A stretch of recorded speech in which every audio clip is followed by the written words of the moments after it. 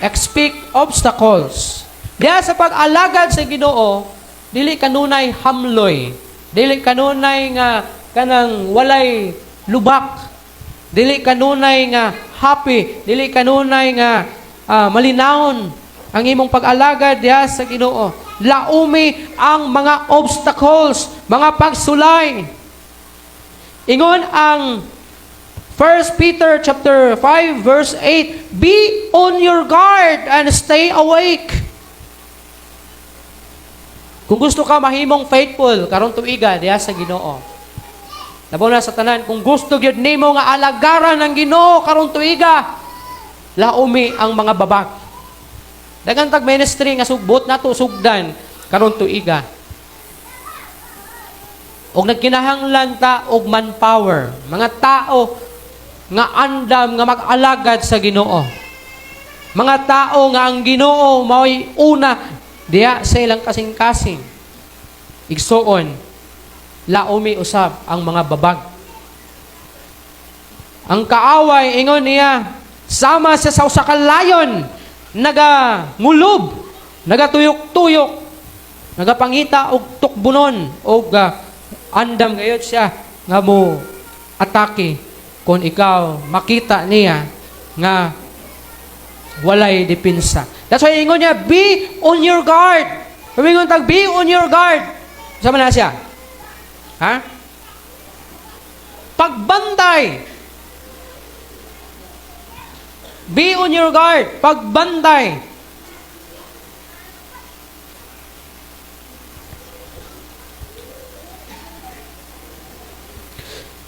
Pagmaigmat, pagbantay kanunay. O ingon niya, be on your guard and stay alert. Or stay awake sa CEB. Stay awake and be on guard. Pagbantay o pagmaigmat. Kung ingon pagbantay o pagmaigmat, kanunay kang nagtukaw sa lakto na pagkastorya. Why? Because ang imong kaaway nga mga yawa sama sa leon. Wala mo ang leon pag ready na siya mo atake sa imuha. Yang kuko mangdawas.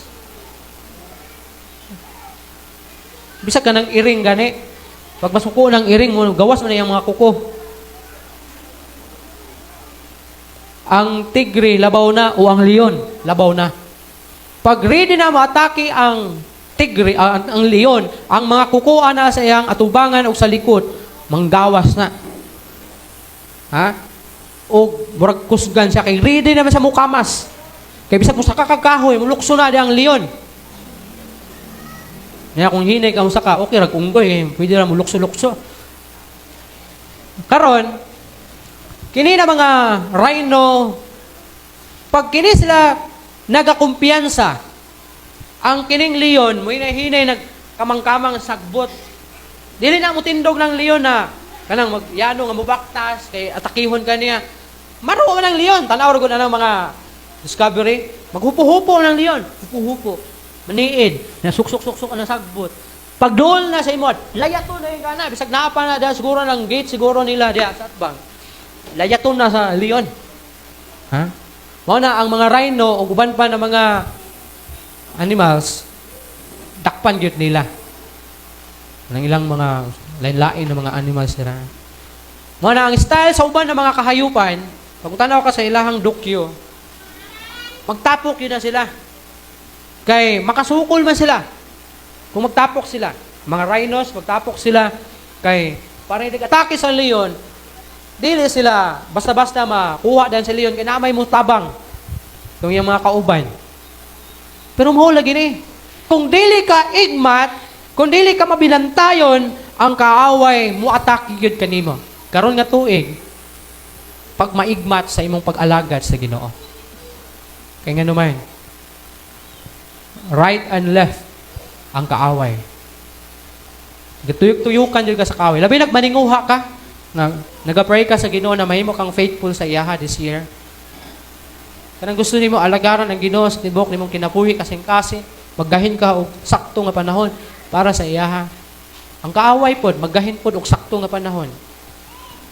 Kaya dili man gusto ang kaaway na mahimo kang faithful sa Ginoo. Gusto sa Ginoo nga padayon ka sa imong pagkabuluyagon. Padayon ka sa imong pagkabadlungon.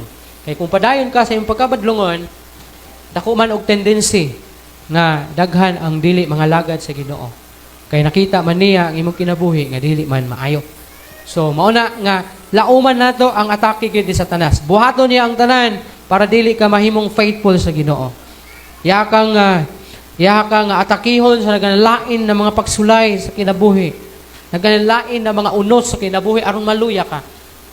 And even gamiton niya ang mga temptation sa kinabuhi aron mapukan ka o aron maluya ka sa imong pag-alagad sa Ginoo.